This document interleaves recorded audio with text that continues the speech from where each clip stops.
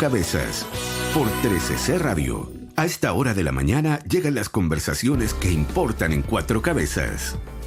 Ha estado bastante álgida la conversación en el Parlamento respecto de esta urgencia por tramitar y despachar proyectos de agenda de seguridad. Esto a partir del contexto que se dio con la muerte de los 3 carabineros en Cañete.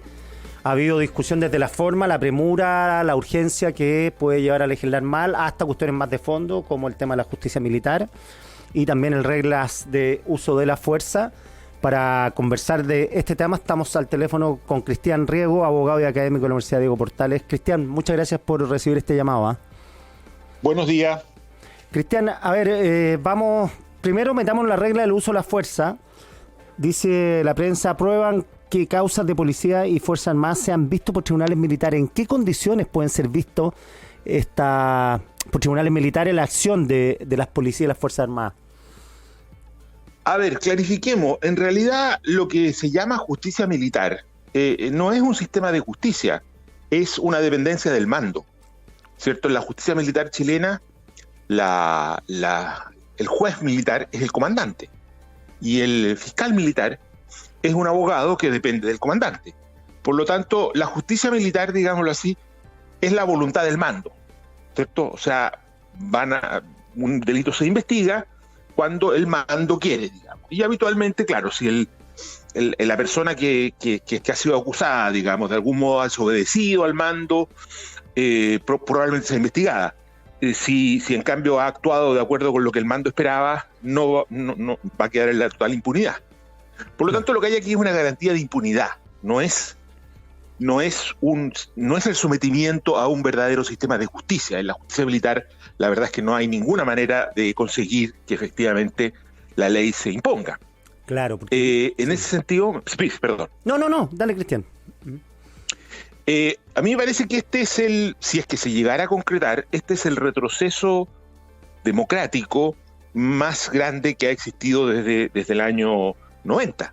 O sea, cuando se habla de repudiar los 30 años, este es el mayor repudio a los 30 años de la transición a la democracia y la vuelta al autoritarismo, digamos, que vivimos y que conocimos en detalle y vimos cómo funcionaba la justicia militar. Sí, en el reporteo, fíjate que lo estaba conversando con gente que es partidaria de esto, de la actuación de la justicia militar, y me mencionan lo siguiente, que los tribunales ordinarios no tienen ni el expertise ni el conocimiento cuando se trata de estos juicios al accionar de carabineros y de las Fuerzas Armadas. O sea que por eso es bueno, dicen, que esto resida en tribunales militares. ¿Qué te parece? O sea, el hecho de que unas policías y unos militares que han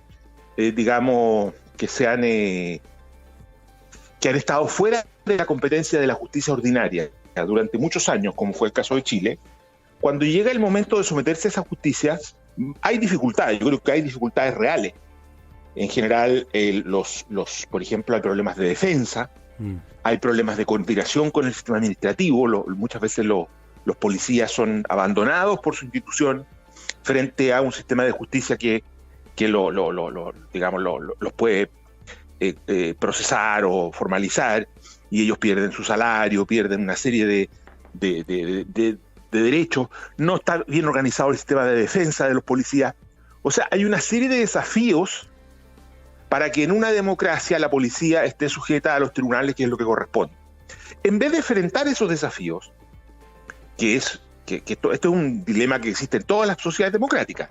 ¿Cómo hacemos que los policías puedan tener un juicio justo, que puedan tener, digamos, derecho a ser oídos, que puedan ser consideradas las variables propias de la profesión policial? En vez de afrontar todos esos problemas, aquí se ha optado por una solución, digamos, totalmente aberrante, que es decir, esto no existe. Dejemos que la policía haga lo que quiera y que no pueda ser juzgada en el fondo por nadie. O sea, es una renuncia a que la democracia pueda transformarse, pueda ser capaz, lo cual no es fácil, de tener una policía que funcione de acuerdo con el Estado de Derecho. Ya, ahora lo más probable es que se rechace en la sala, porque esto fue aprobado por la comisión de las Comisiones Unidas. el tema de las RUF también, en las reglas de uso de la fuerza, hay todo un debate sobre la proporcionalidad de la respuesta, sobre los procedimientos. Este es un tema bien complicado, porque, claro, uno corre el riesgo de analizarlo así como lo estamos analizando nosotros, sentados, tomando un café, pero en el accionar de Carabineros exige una disciplina uniformada bastante alta de tener en cuenta cómo va a responder, y bueno, y ahí está en el tema de los balazos en los ojos, que fue una pésima respuesta, un delito por lo pronto, pero también hay que hacerse cargo de que las policías se enfrentan a una situación de estrés gigante en la calle. Entonces, ¿cómo ves tú que se puede, en el fondo, hacer una especie de educación, disciplina, rigor, eficiencia policial, que es tan difícil en situaciones de tanto conflicto? O sea, no es tan difícil cuando se aborda con profesionalismo. Existe mucha experiencia al respecto. Hay programas de entrenamiento, hay temas de reclutamiento que se pueden mejorar. La reforma policial modernizadora es un tema muy conocido y sobre el cual existe mucha experiencia positiva y negativa.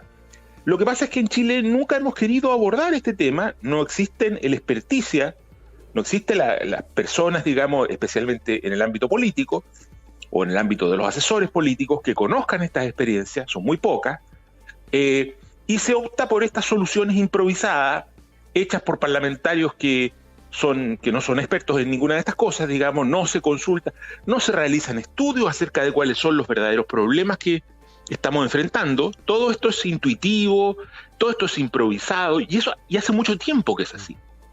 Claro. Todos los problemas que tú mencionas, que yo creo que son totalmente reales, tienen soluciones en distintos niveles, tanto normativas como de entrenamiento, como de, digamos, de liderazgo. Hay una cantidad de cosas que se han hecho y que se podrían hacer.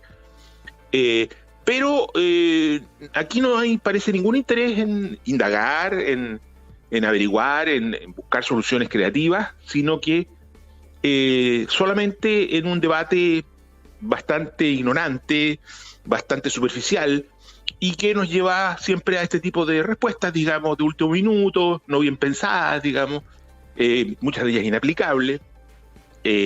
Entonces el tema es cuando tanto el gobierno como los parlamentarios se van a poner a trabajar en serio en esto, y con una perspectiva un poquito de más mediano plazo, ¿cierto? Sí, lamentablemente, por ejemplo, las RUF se presentaron en abril del 2023.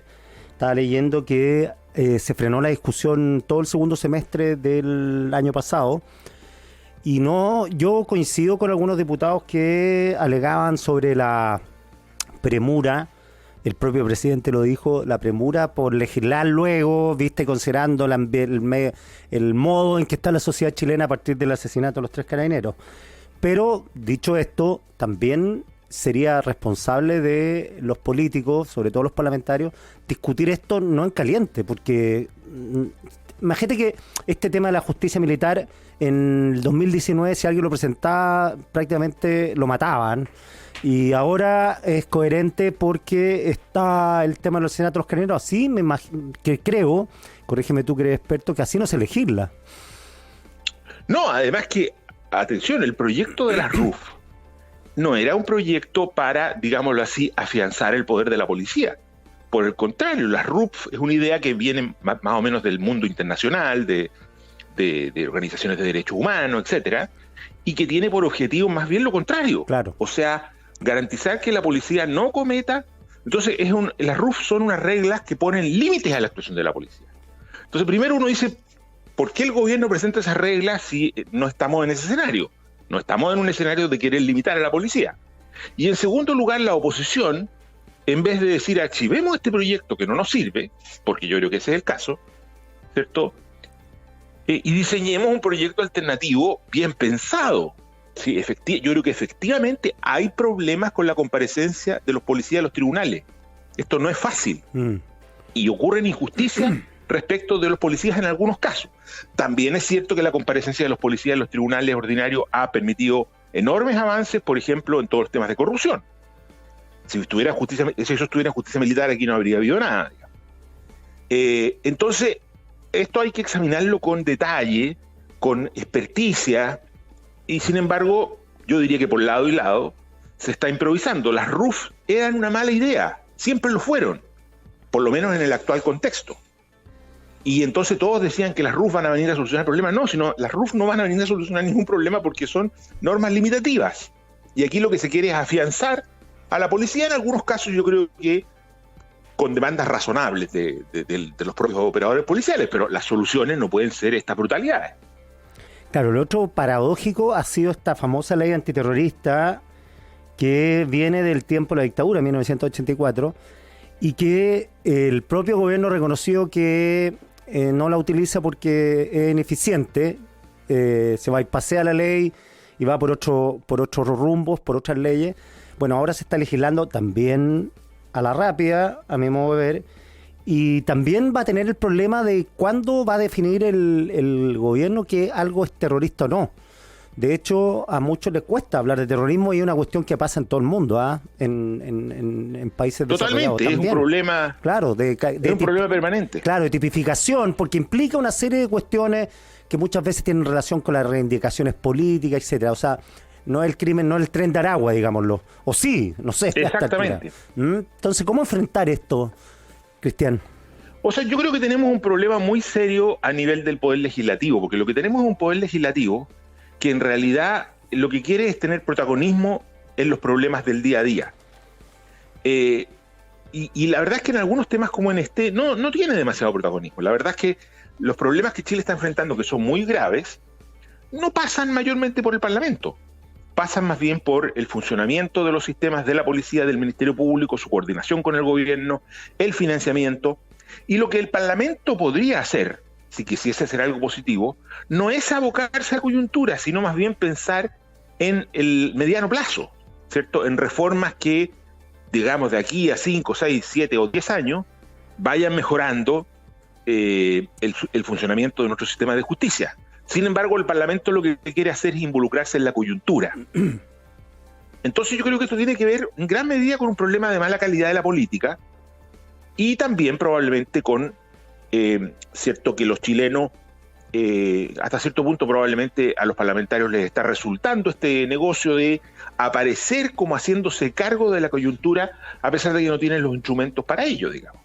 Entonces hacen cualquier cosa con el fin de aparecer como protagonistas de algo de lo que no son protagonistas. Ahora te hago una pregunta práctica. El asesinato de los 3 carabineros, así a simple vista, ¿se puede tipificar como delito terrorista o eso va a depender de los autores, los motivos y la investigación? Totalmente, va a depender de los autores, de los motivos y la investigación, como tú dices. O sea, si son, te lo voy a poner de una manera, ¿cierto? Si los asesinaron un grupo de venezolanos que están involucrados en el crimen, cierto, local, eso no sería terrorismo. Si lo asesinaron un grupo violento vinculado a la causa mapuche con el objetivo de afianzar su posición territorial, podría ser terrorismo. Va a depender de los hechos que se vayan esclareciendo, ¿cierto? Pero eso es bastante inevitable. El terrorismo siempre tiene una connotación política.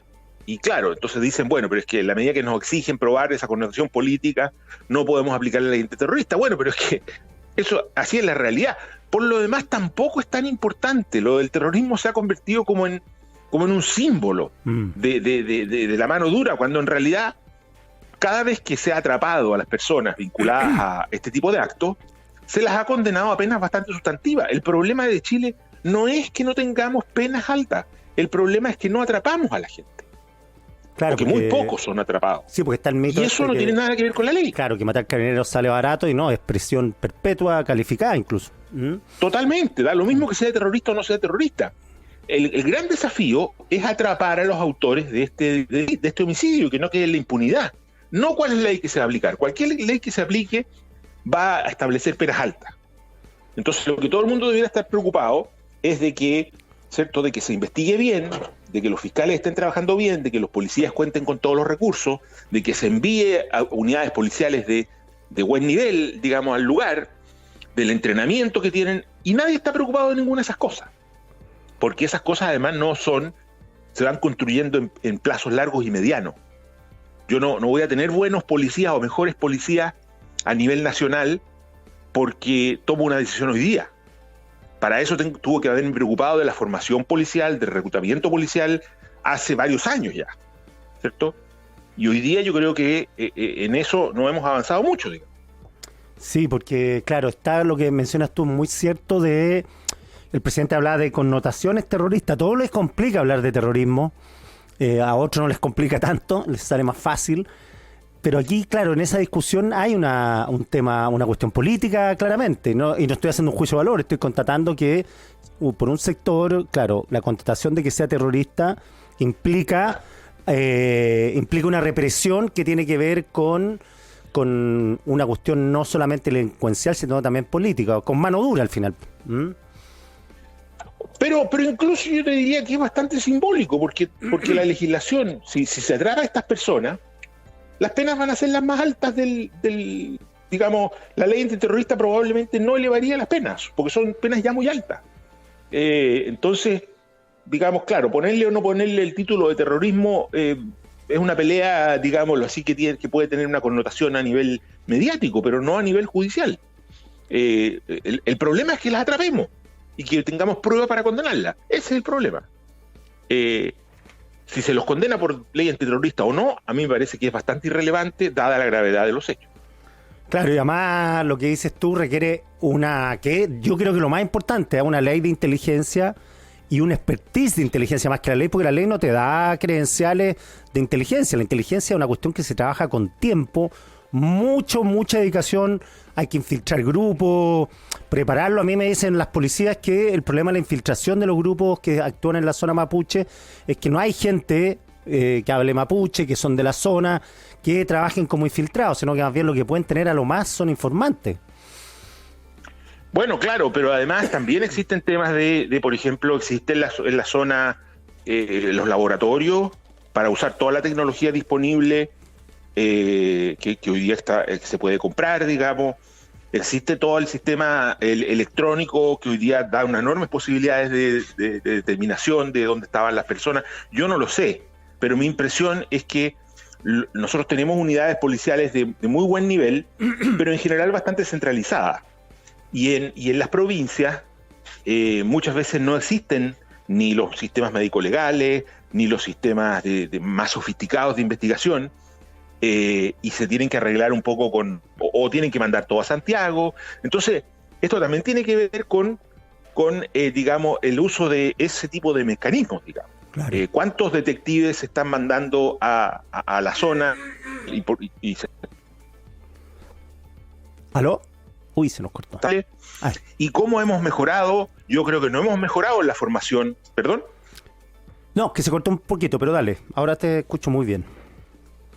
Por ejemplo, hace algunos años existió un programa que le dio un gran impulso a la Policía de Investigaciones, que fue este programa por el cual se contrataban no solo personas que venían de cuarto medio y que entraban a la Academia de Investigaciones, sino que se contrataba profesionales. Y se los sometía a un entrenamiento más corto, y esos profesionales se integraban como detectives. Esa generación de detectives es buenísima. Hay abogados, hay contadores, ¿cierto? Y ahí se pegó un salto la capacidad de investigación criminal chilena, que uno lo nota cuando tiene contacto con ellos. Claro. Ese programa se interrumpió. Y hoy día ya no se contrata a profesionales al interior de la policía, sino que todos tienen que ser muchachos de cuarto medio que hacen la carrera tradicional. Ese tema, por ejemplo, es un tema que en el mundo hoy día ha avanzado muchísimo. Hoy día tenemos un mercado de profesionales que han estudiado, digamos, y que muchos de ellos no tienen una salida de empleo demasiado clara, del cual podríamos encontrar gente buenísima para incorporar a nuestras policías. Sin embargo, nuestras policías siguen prefiriendo reclutar personas de muy bajo nivel educativo, ¿cierto? Porque les pueden pagar menos probablemente, porque además eso les permite que los mandos ejerzan una función, digamos, un poder mucho más omnímodo respecto de ello, pero eso no beneficia al trabajo policial de nuestro país. Y sobre eso no se hace nada, digamos, que eso podría tener un efecto fundamental en el mediano plazo, por ejemplo, ¿cierto? Perfecto, Cristian. Oye, gracias por esta interesante conversación. Que tengas un excelente fin de semana. Igualmente, hasta luego. Chao. Información con perspectiva, para una mirada más objetiva. Esto es Cuatro Cabezas, de 13C Radio, con Quique Mujica.